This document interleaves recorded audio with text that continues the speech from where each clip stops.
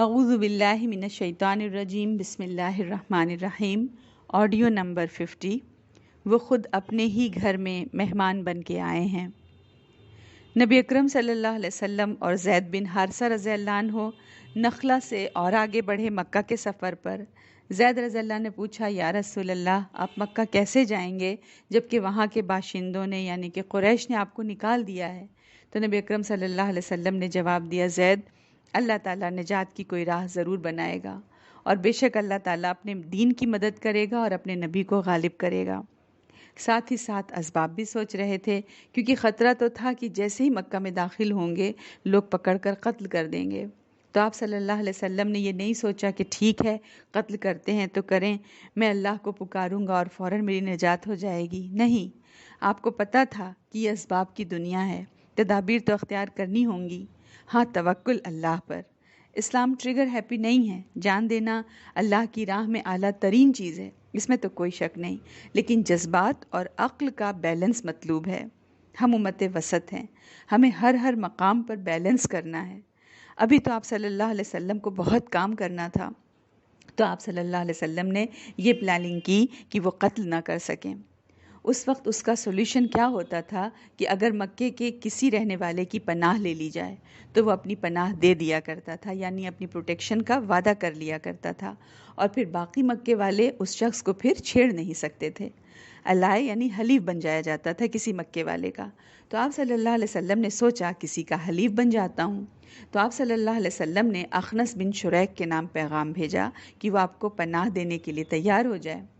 یہ اخنس بن شریک وہ ہے جو نبی اکرم صلی اللہ علیہ وسلم پر بہت زیادتیاں کیا کرتا تھا، تو اس نے کہا، میں خود کسی کا حلیف ہوں، میں کسی کا حلیف نہیں بن سکتا۔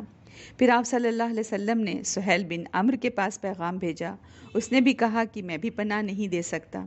پھر مطعم بن عدی کے پاس پیغام بھیجا۔ یاد ہے یہ کون ہے مطعم بن عدی؟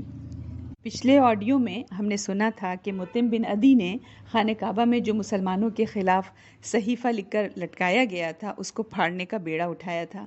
کہا تھا کہ جو یہ صحیفہ ہے، جو سینکشنز لگی ہیں مسلمانوں پر، یہ بہت ہی ظالمانہ ہیں، بے انصافی کی بات ہے ان میں، ہمیں اس کو پھاڑ دینا چاہیے۔ تو یہ وہی مطعم بن عدی ہے، اس کے پاس آپ صلی اللہ علیہ وسلم نے پیغام بھیجا۔ اس نے آپ کا پیغام ایکسیپٹ کر لیا۔ مکے سے باہر یہ اپنے 6 بیٹوں کو لے کر آیا، سب نے ہتھیار لیے ہوئے تھے، اور اپنے دائرے میں، اپنے سرکل میں لیا نبی اکرم صلی اللہ علیہ وسلم کو، تب آپ صلی اللہ علیہ وسلم مکے میں داخل ہو سکے۔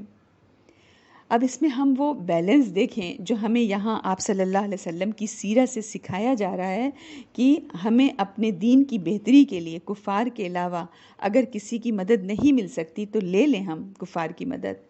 یعنی میسج یہ دیا کہ حد سے بڑھی ہوئی غیرت یہ بھی پسندیدہ نہیں۔ اگر دین کی بہتری کے لیے غیرت کو کم کرنا پڑے تو کر لیں، اگر ہمیں لگتا ہے کہ ان کی مدد سے کام ہو سکتا ہے، ہمارے دین کا فائدہ ہو سکتا ہے، تو ہم ان کی مدد لے لیں۔ آپ صلی اللہ علیہ وسلم جانتے تھے کہ ابھی مسلمان اتنے کمزور ہیں کہ وہ آپ کی مدد پر قادر نہیں، تو آپ کو جو طاقتور لگے ان کی مدد لے لی دین کی خاطر آپ صلی اللہ علیہ وسلم نے۔ پھر آپ صلی اللہ علیہ وسلم مسجد حرام میں داخل ہوئے۔ آپ صلی اللہ علیہ وسلم نے حجر اسود کو بوسہ دیا اور طواف کیا، 2 رکعت نماز پڑھی۔ اس دوران مطعم بن عدی خود اور اس کے بیٹے ہتھیار لگائے آپ کی حفاظت کے لیے کھڑے رہے۔ ابو جہل نے دیکھا تو ان کے قریب آیا اور کہا کہ کیا تم نے محمد کا دین قبول کر لیا ہے یا صرف اس کی حفاظت کر رہے ہو؟ تم نے اس کو امان دی ہے کیا؟ تو مطعم بن عدی نے کہا، نہیں، اس کا دین قبول نہیں کیا ہے، ہم نے اس کو صرف امان دی ہے۔ تب ابو جہل نے کہا، ٹھیک ہے، جس کو تم نے امان دی تو پھر ہم نے بھی اسے امان دی۔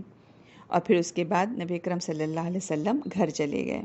نبی اکرم صلی اللہ علیہ وسلم نے مطعم بن عدی کے اس سپورٹ کو کبھی فراموش نہیں کیا۔ بدر میں جب ایک بڑی تعداد میں کفار قید ہو کر نبی اکرم صلی اللہ علیہ وسلم کے پاس آئے تو اس میں سے بہت سے قیدیوں کی رہائی کے لیے جبیر بن مطعم یعنی مطعم بن عدی کا بیٹا سفارش لے کر آیا آپ صلی اللہ علیہ وسلم کے پاس۔ تو آپ صلی اللہ علیہ وسلم نے فرمایا، اگر مطعم بن عدی زندہ ہوتا اور وہ مجھ سے ان بدبودار لوگوں کے بارے میں گفتگو کرتا تو میں اس کی خاطر ان سب کو چھوڑ دیتا۔ والسلام علیکم ورحمۃ اللہ۔